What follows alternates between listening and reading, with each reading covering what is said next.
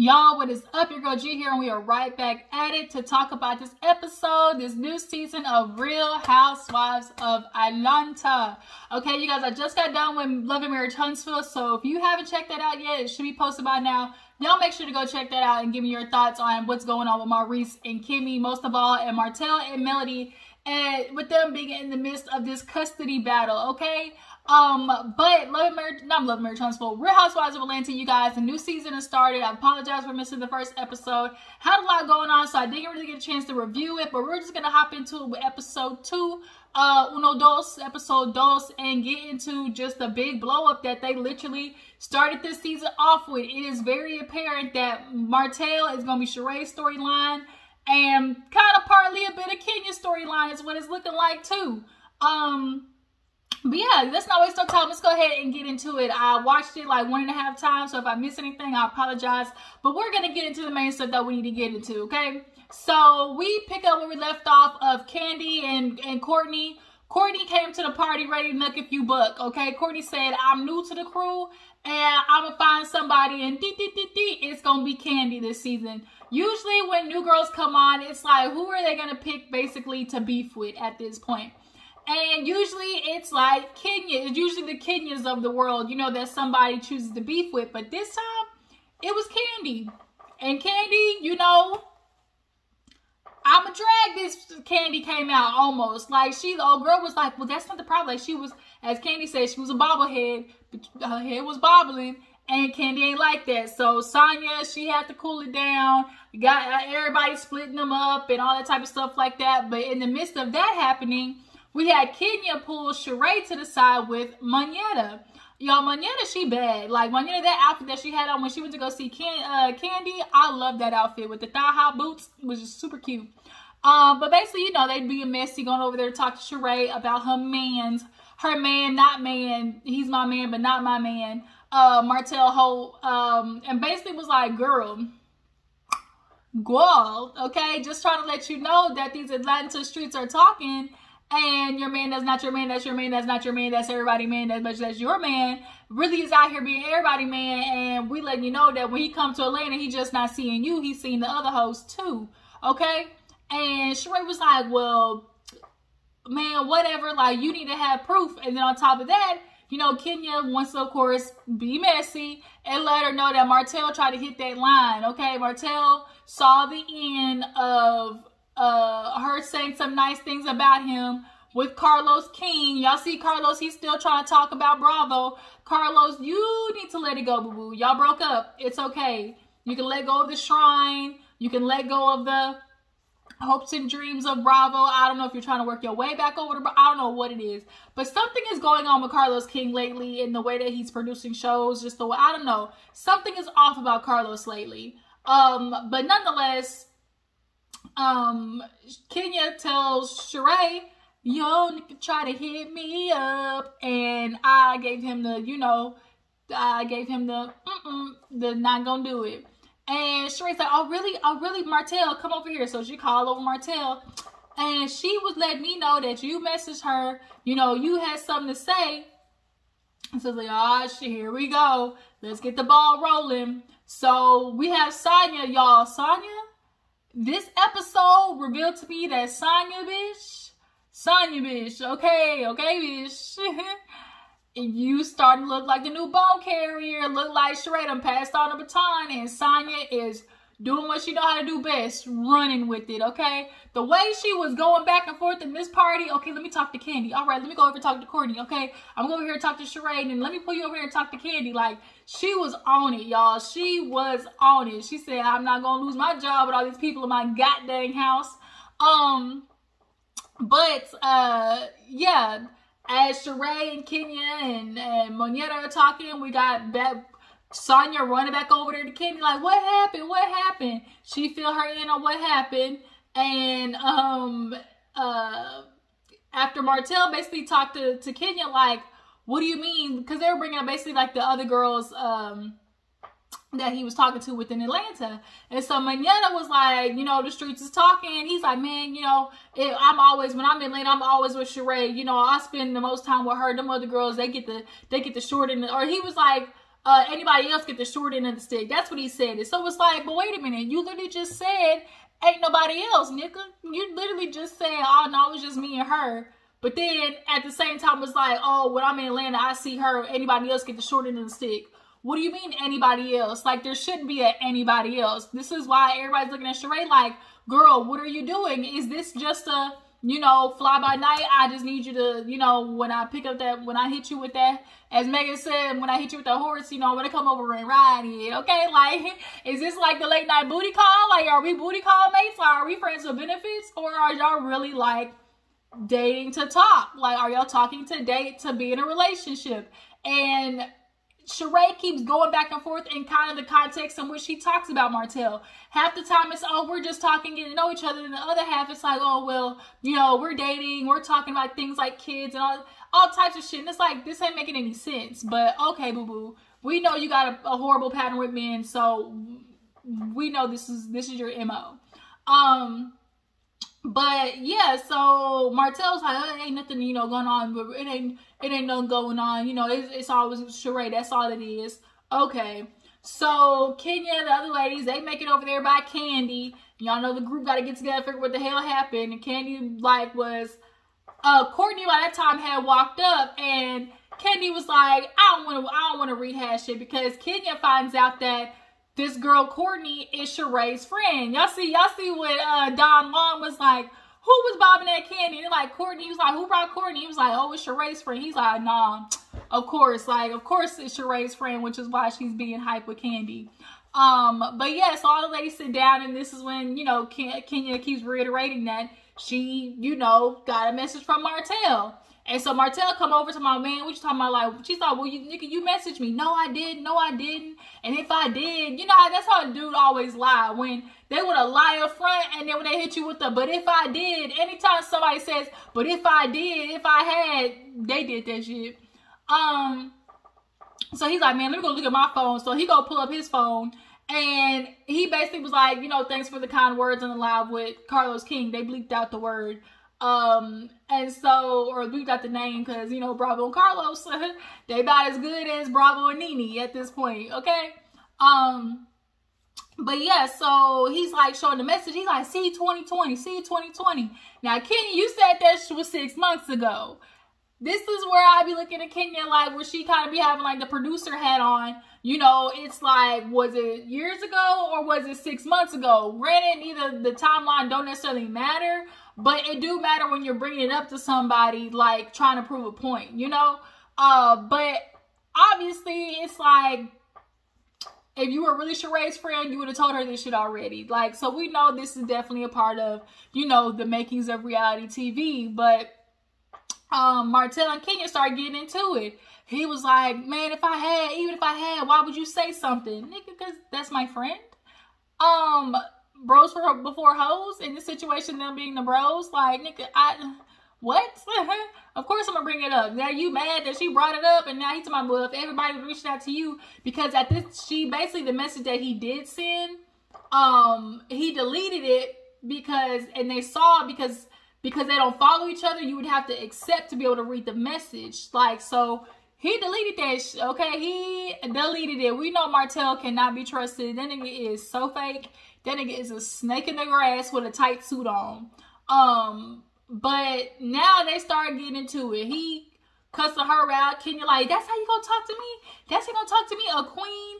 And she started going off. I see what you did to your ex-wife, a cheater, always gonna be a cheater. When she started saying that, I was like, Kenya sees Martell, and I think it just triggers her, because it's like the relationship that she's been in, especially with Mark, when you dealing with niggas like that, like, you gonna have a little bit of PTSD. Like, I understand, you know, Kenya with that, like, she gets triggered by these men's, okay? And Martell triggered her, all right? And you're once a cheater, always dirty Shereé. This is the same behavior that happened with Bob, and you gonna sit there and keep picking this shit? Like, and Kenya's like, it's time for me to go. And like, Shereé, like, you have a pattern, and it's not working for you, but you still keep doing it. They say the definition of insanity is doing the same thing, expecting a different result.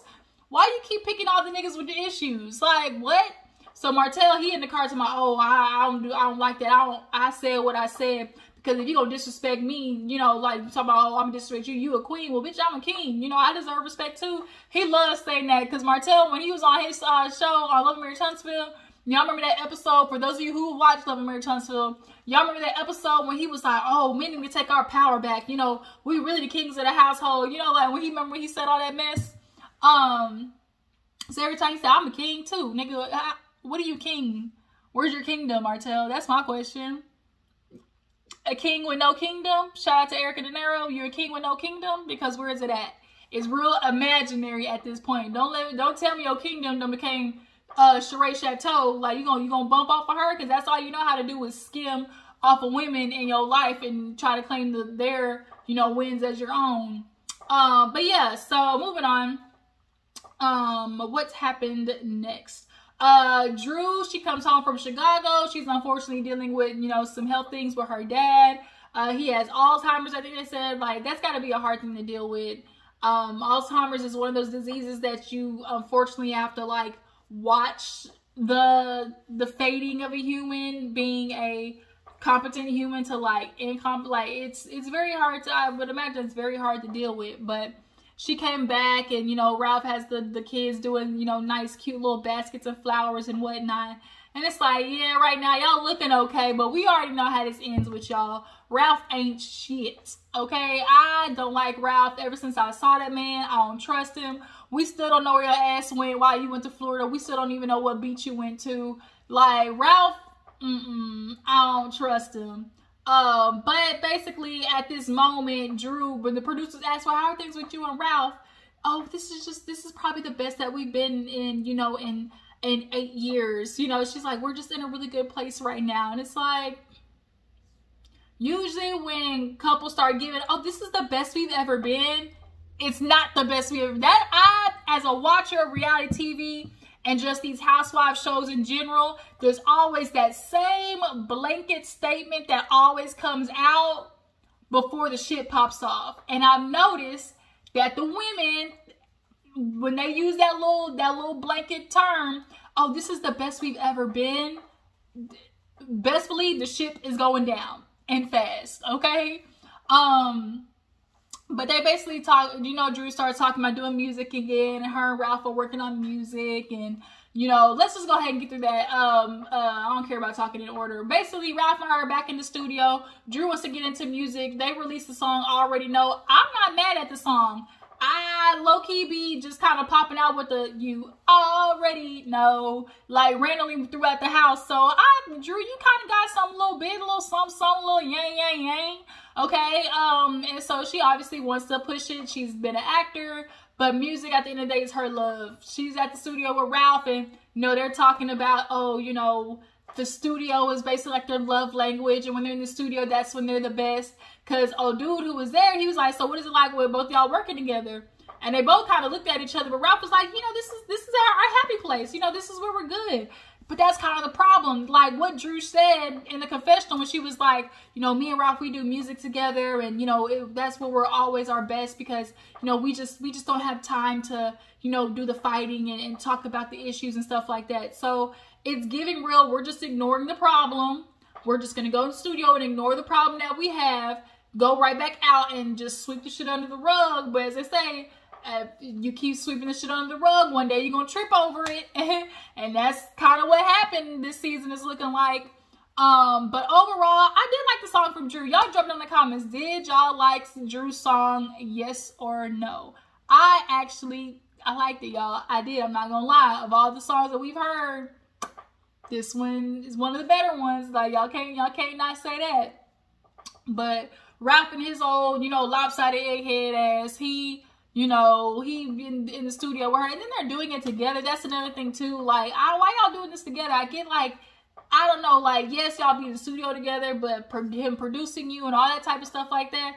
Ralph just looks like a sabotager. He looks like he would sabotage the dog out of Drew. Like, I don't feel like he really, truly, honestly would, like, do the best for her. That's just my opinion.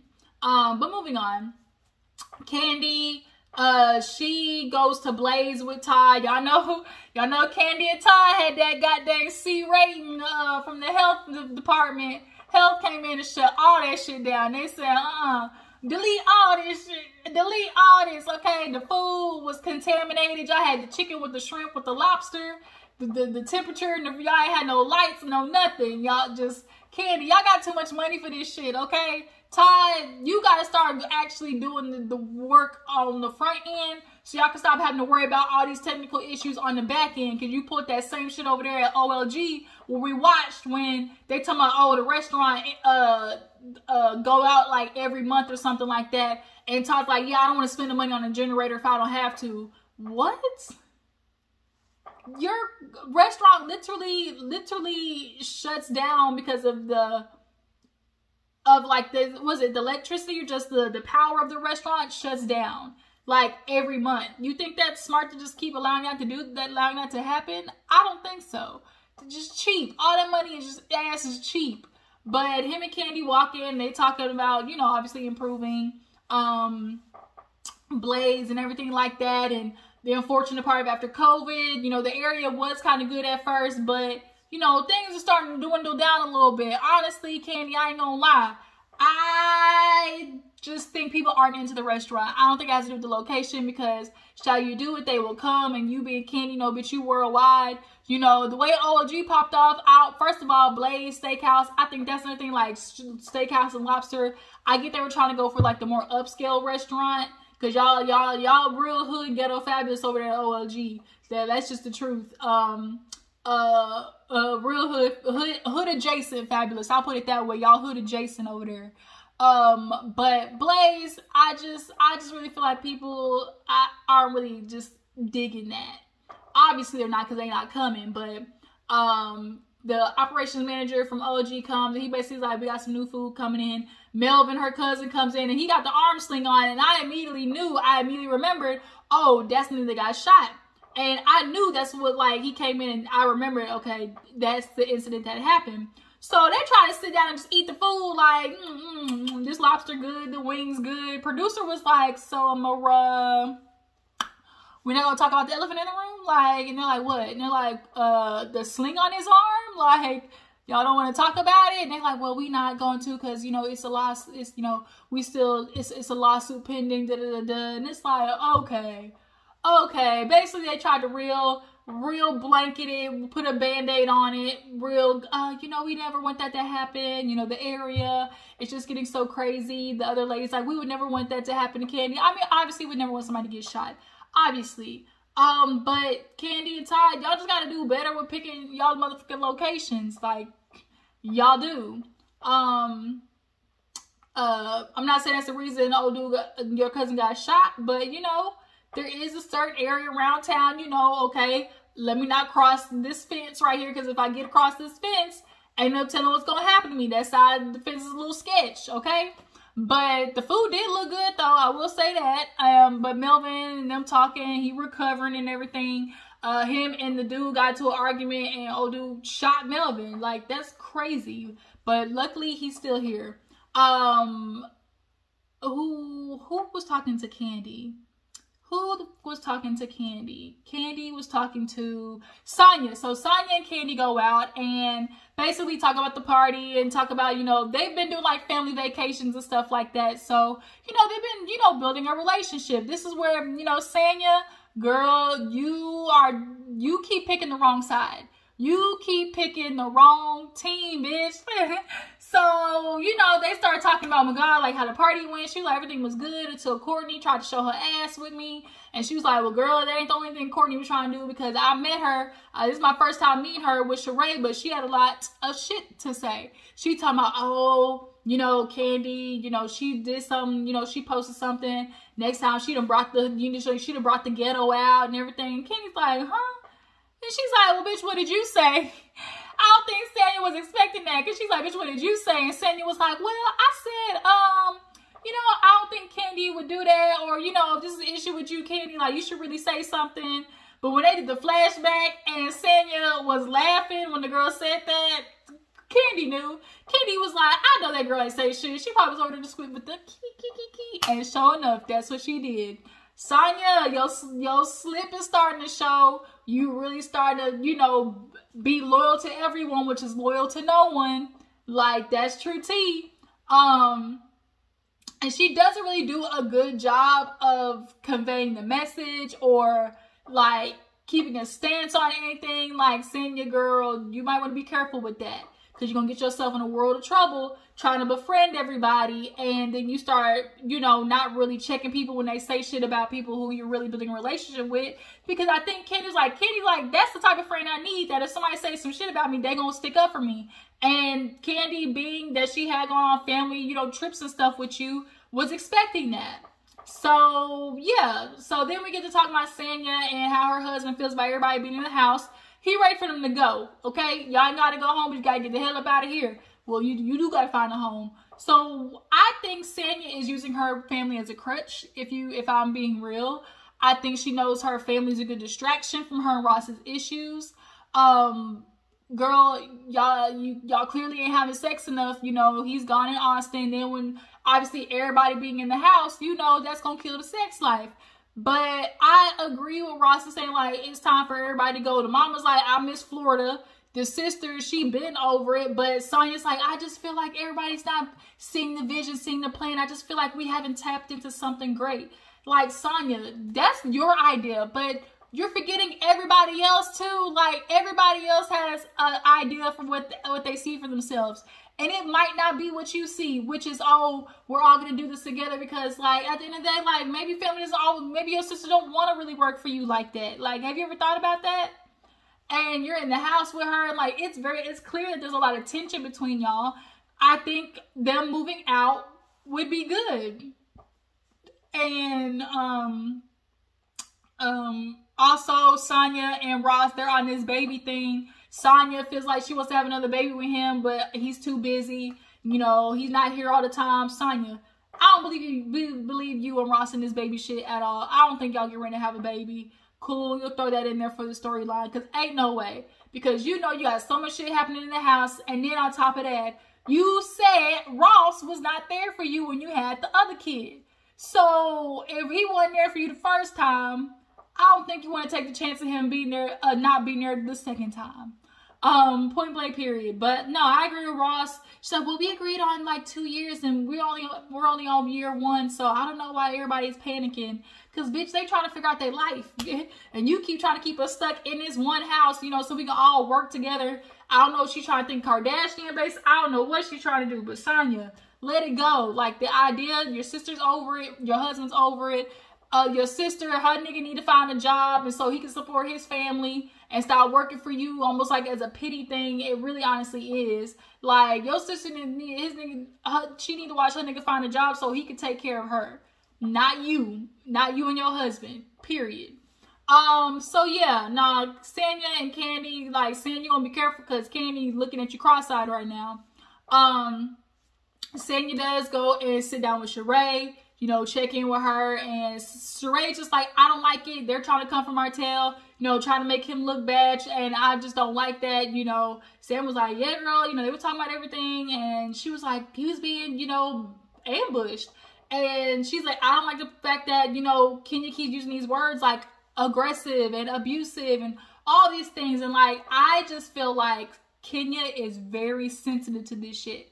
Like, do I feel like in the moment, in this particular moment that Martell was addressing Kenya, did he display some aggressive, you know, type tendencies? Yes, but I can imagine, like, I'm seeing from his perspective, like, even as a man, I do feel like, besides Martell in this situation, in general, I'm speaking, a man should be able to confront a woman about issues. It just gets a little sticky when the niggas if y'all start arguing and he start cussing at you, it starts looking like real bitch made. It starts looking real, you know, disrespectful for a man to be cursing out a woman, you know?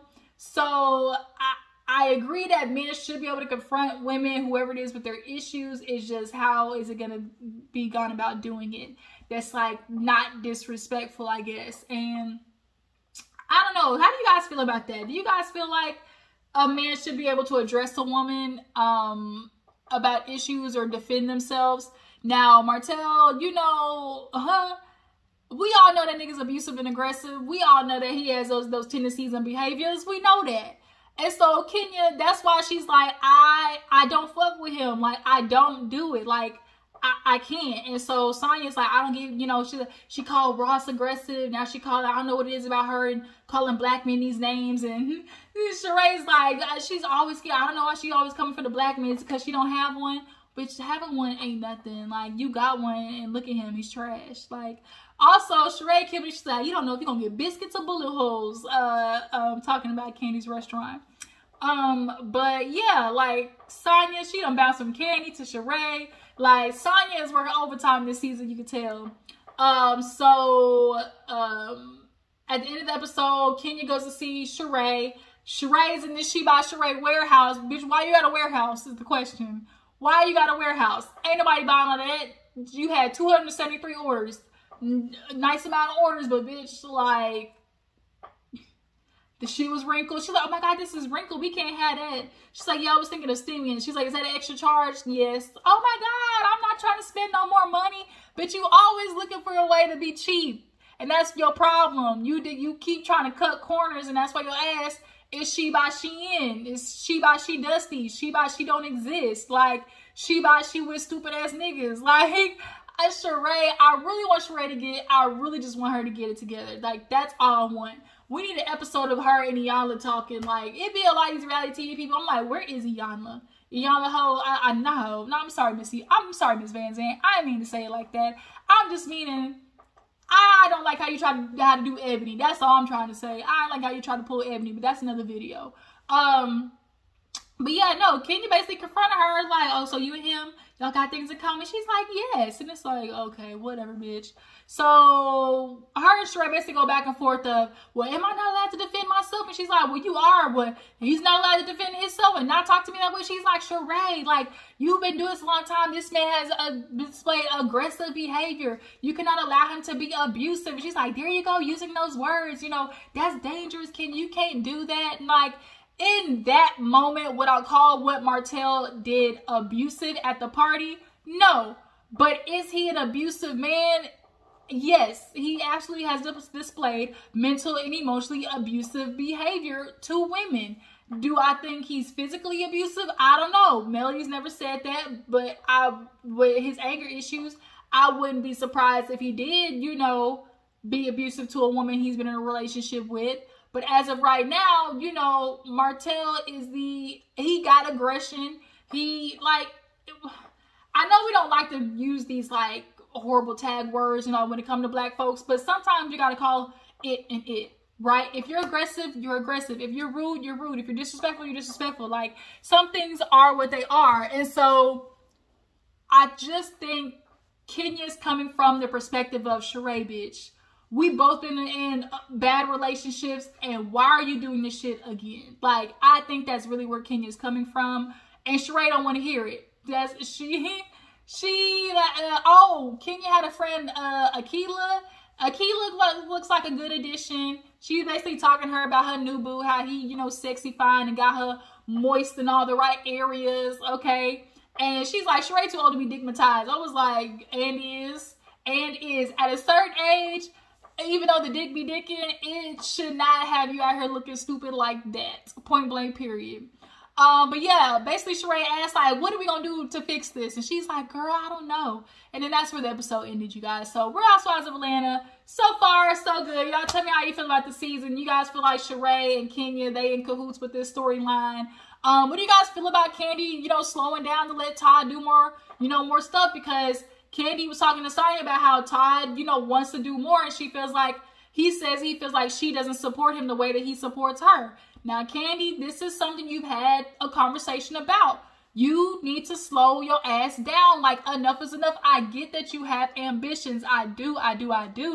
But, you know, some people can be addicted to the work, and really, I feel like that's where Candy's at. Like, she's addicted to the work and the hustle, and you're missing out on a lot of stuff. Like, she says she don't like the fact that, you know, Todd makes it feel like she, you know, don't make time or whatever. But Candy, like, there's a little honesty that you got to have with yourself about, you know, he said that she's selfish, and it's like, you got to have some honesty about where majority of your time is going.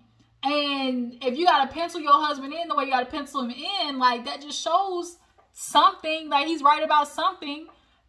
But Todd, he also talked about how he made the most money in restaurants. So why you keep opening up these damn restaurants? Because it's the most money I ever made. We get it, Todd. You know, Todd and Kandi, they done made themselves like a little power couple. Todd got the ideas, Kandi got the money. And I feel like that's why Todd, low-key, he's obsessed with the money aspect of it, because I don't think he really wants to admit that sometimes he's insecure about being Kandi Burruss' husband. So if I can keep making money on these restaurants, then that's what I'm going to do. Like, he's obsessed with the money aspect of it, because all the time he's hearing basically how he ain't shit in comparison, you know, to Kandi. And we see next episode, of course, Mama Joyce can't help herself. She go busting Todd's chaps, you know, at BravoCon. And it's like, here we go again. Mama Joyce just can't do it. I'ma be on your ass, Todd. Ain't a desert hot enough to keep me off your ass. Woo! But yeah, you guys, Housewives of Atlanta. Y'all make sure to drop down in the comments what you feel about the episode. Follow my Instagram and Twitter. And I'm gonna catch you guys in the next one. Bye.